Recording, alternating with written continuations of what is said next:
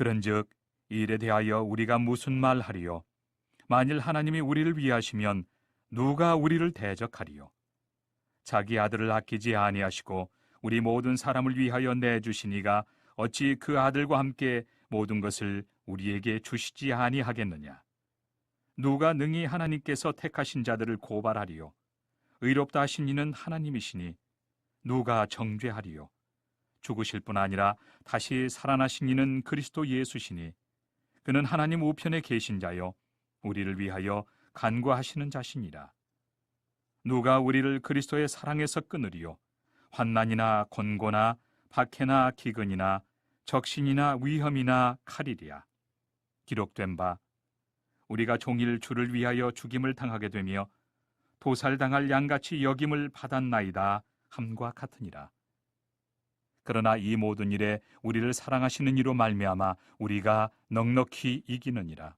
내가 확신하노니 사망이나 생명이나 천사들이나 권세자들이나 현재 일이나 장래 일이나 능력이나 높음이나 깊음이나 다른 어떤 피조물이라도 우리를 우리 주 그리스도 예수 안에 있는 하나님의 사랑에서 끊을 수 없으리라. 안녕하세요, 선정목교회 여러분. 하나님의 은혜 가운데 말씀으로써 또 하루를 시작하게 해주셨습니다. 이 하나님께 영광 올려드리며 감사하는 귀한 한 날이 될 수 있기를, 또한 말씀을 통해서 역사하시는 하나님을 만나고 그 말씀을 통해서 우리에게 힘을 주시는 그 하나님을 더욱더 의지할 수 있는 귀한 한 날이 되기를 소망합니다. 오늘 본문의 내용을 제가 유진 피터슨의 메시지로 한 번 더 읽어보도록 하겠습니다. 여러분 어떻습니까? 이처럼 하나님이 우리 편이 되어주셨는데 어떻게 우리가 패배할 수 있겠습니까?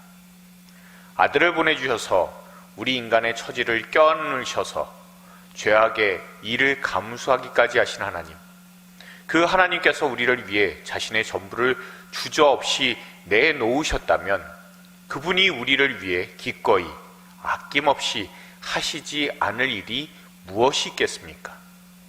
누가 감히 하나님께서 택하신 이들을 들먹이며 그분께 시비를 걸 수 있겠습니까? 누가 감히 그들에게 손가락질할 수 있겠습니까? 우리를 위해 죽으신 분, 우리를 위해 다시 살아나신 분께서 지금 이 순간에도 하나님 앞에서 우리를 변호하고 계십니다. 무엇이 우리와 우리를 향하신 하나님의 사랑을 갈라놓을 수 있겠습니까? 절대 있을 수 없습니다. 고생도, 난관도, 증오도, 배고픔도, 노숙도, 위협도, 협박도, 심지어 성경에 나오는 최악의 죄들도 마찬가지입니다. 당신을 증오하는 자들은 눈 하나 깜빡 않고 우리를 죽입니다. 그들의 손쉬운 표적인 우리는 하나씩 하나씩 처치됩니다. 그 무엇도 우리를 동요시키지 못합니다. 예수께서 우리를 사랑하시기 때문입니다. 나는 절대적으로 확신합니다.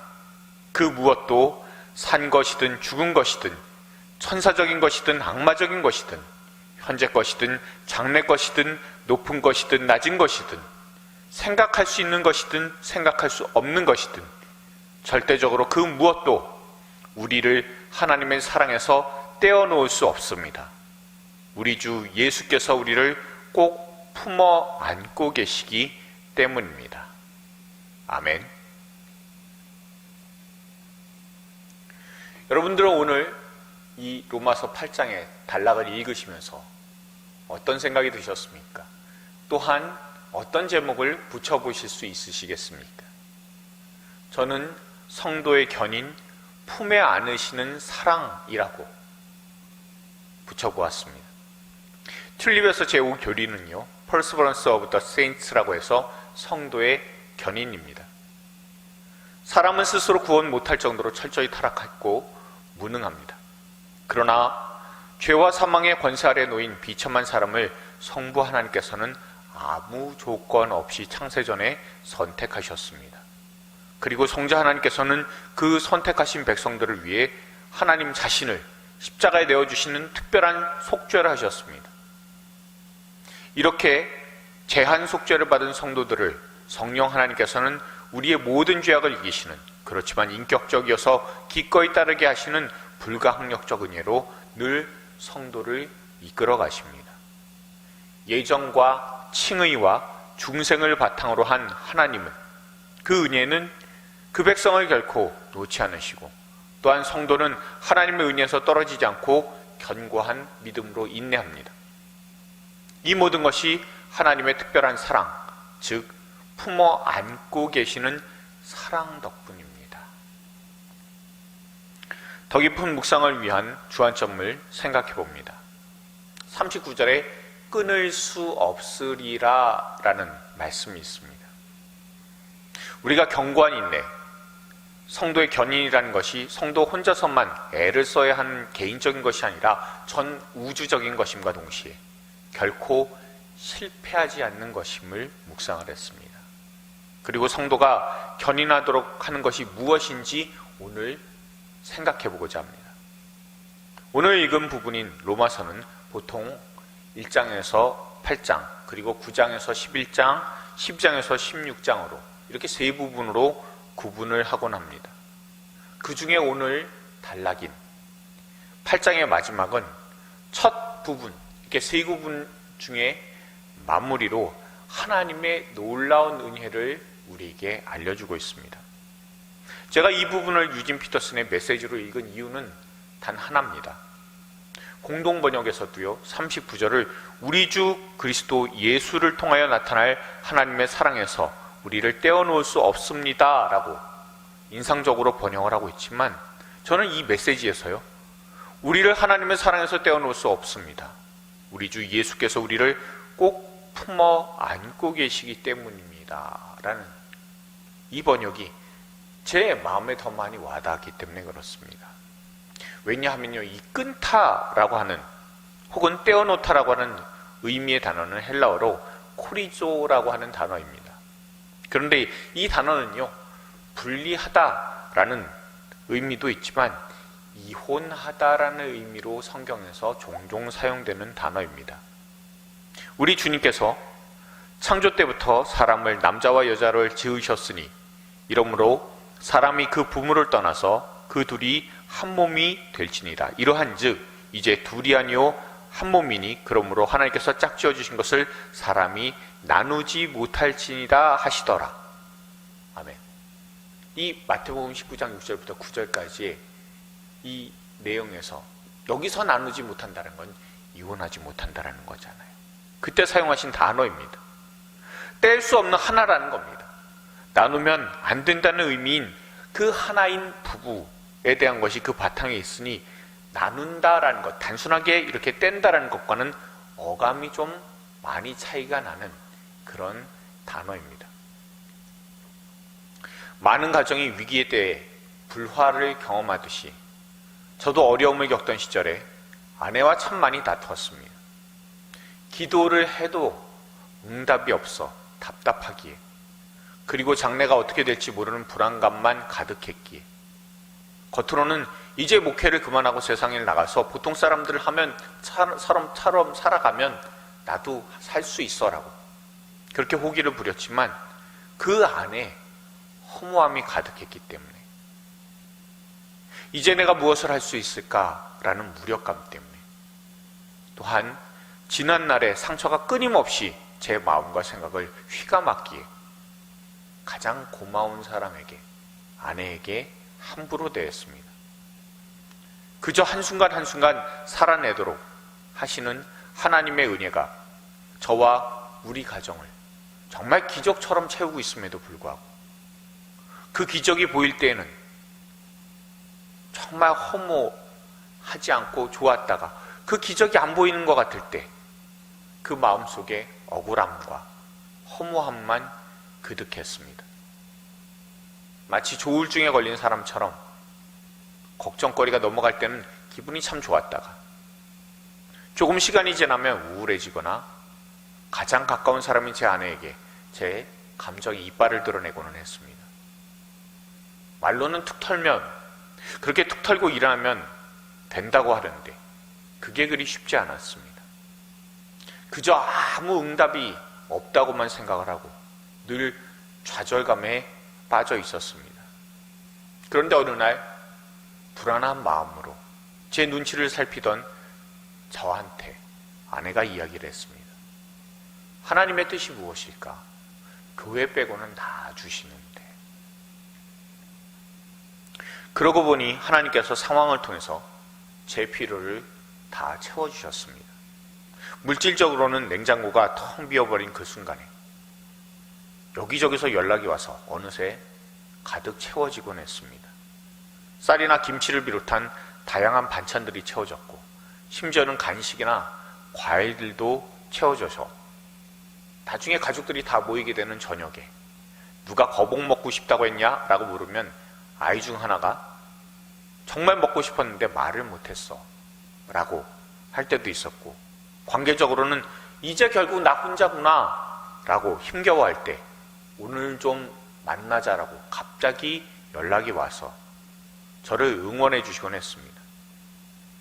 또한 이제 쓸모없는 사람이 되어가는구나 라고 생각할 때면 제게 당시 할 수 있는 일들을 맡겨주시는 분들도 있었습니다. 이렇게 섬세하게 채우시고 다양하게 인도하시는 주님의 손길이 있었고, 항상 제 곁을 떠나지 않는, 끊어지지 않는, 분리되지 않는 제 가족과 제 아내가 있었기 때문에 인내할 수 있었습니다.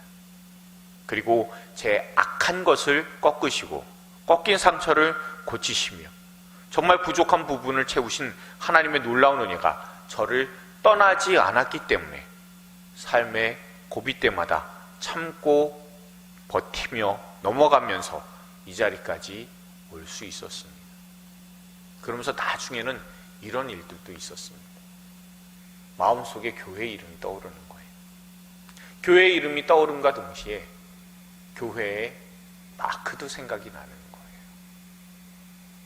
그리고 나서 교회를 실제로 개척하겠다라고 마음을 굳게 먹었을 때 저와 여러분이 이렇게 만나게 되었고, 또한 그때 지었었던 산정목교회라는 이름, 그리고 그 교회의 마크, 지금 우리 교회의 마크가 된 그 마크, 그것이 우리의 교회의 이름이자 지금 현재의 마크가 되었습니다.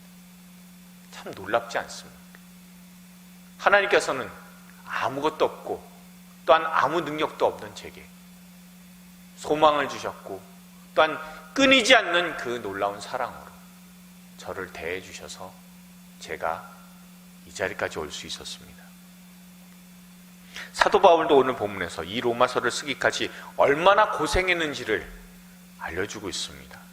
때로는 배고픔도 있었고요, 추위도 있었습니다. 너 예수 전하면 하나님께 저주받아 죽어, 아니면 내가 죽일 거야 라는 위협들도 있었을 거고, 글로 이루 다 표현할 수 없는 고생이 늘 떠나지 않았습니다. 그리고 때로는 영적으로 악마가 회방을 놓는 상황이나 정신적으로 죽음이 느껴지는 등의 여러 가지 일들을 당했었어야만 했습니다. 그러나 주님께서는 때로는 항상 지켜주시는 남편처럼, 또 때로는 자상히 돌봐주는 아내처럼 단 한 번도 그 곁에서 떠나지 않으셨습니다. 하나님이 십자가에서 죽으시는 우주적인 사랑이 개인 하나를 실족하지 않게 돌보는 사랑으로 나타났고요, 그 하나님의 사랑은 절대 포기하지 않고 실패하지 않으므로 사도 바울을 인내하게 했듯 우리에게도 지금의 모든 상황을 단단히 참고 버티며 이기도록 만들어 나가십니다.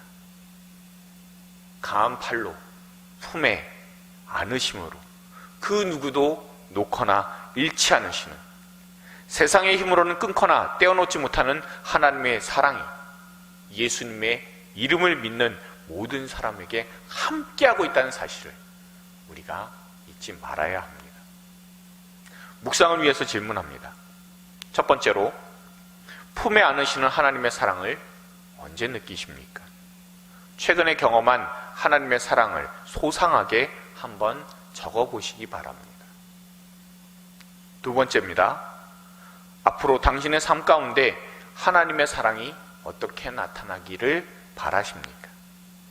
당신이 하나님께 바라는 사랑의 모습이 어떤 것인지 오늘 본문 말씀을요, 한 번만 더 읽고 묵상하신 후에 답해 보실 수 있기를 바랍니다. 주님의 사랑은 어떻습니까? 늘 품에 안으십니다. 그것도 견고하게 안으십니다. 견고하게 안으시기 때문에 결코 그 품에서 우리는 끊어지지 않고 나눠지지 못합니다. 단순히 안으시는 것이 아니라 부부처럼 그렇게 깊이 사랑하시며 안으시기에 우리가 하나님에게서 분리되는 일이 절대 없습니다. 그것 때문에 우리가 인내할 수 있고 그 견고한 인내 견인 가운데서 하나님의 사랑을 우리는 느낄 수 있음을 기억하며 오늘 하루도 든든히 견고히 우리를 붙드시는 하나님의 그 사랑을 더욱더 풍성하게 체험하는 저와 여러분의 오늘이 되기를 소망합니다. 기도하시겠습니다. 항상 자상하게 붙드시는 하나님의 사랑을 찬양합니다. 아무것도 하지 못할 것 같은 상황일 때, 그리고 그 마음에 상실감과 좌절감만 가득 차서 힘겨워할 때 늘 여전히 그리고 끝까지 사랑해 주셔서 우리가 이곳에 여기까지 왔습니다. 여기까지 온 것도 하나님께서 이루신 기적이고 앞으로 가게 하실 하나님의 인도하심도 기대하게 됩니다. 하나님께서 아들의 목숨까지도 내어주셔서 사랑해 주신 그 놀라운 사랑으로 우리를 놓지 않고 품으시기에 우리는 결코 하나님에게서 끊기지 않음을 믿습니다. 늘 이 사랑을 주시는 하나님께 감사하며 살게 하여 주시옵소서. 우리를 품에서 절대 놓지 않으시고 마침내 주님의 나라에 들어가게 하시는 예수님의 이름으로 기도드렸습니다. 아멘.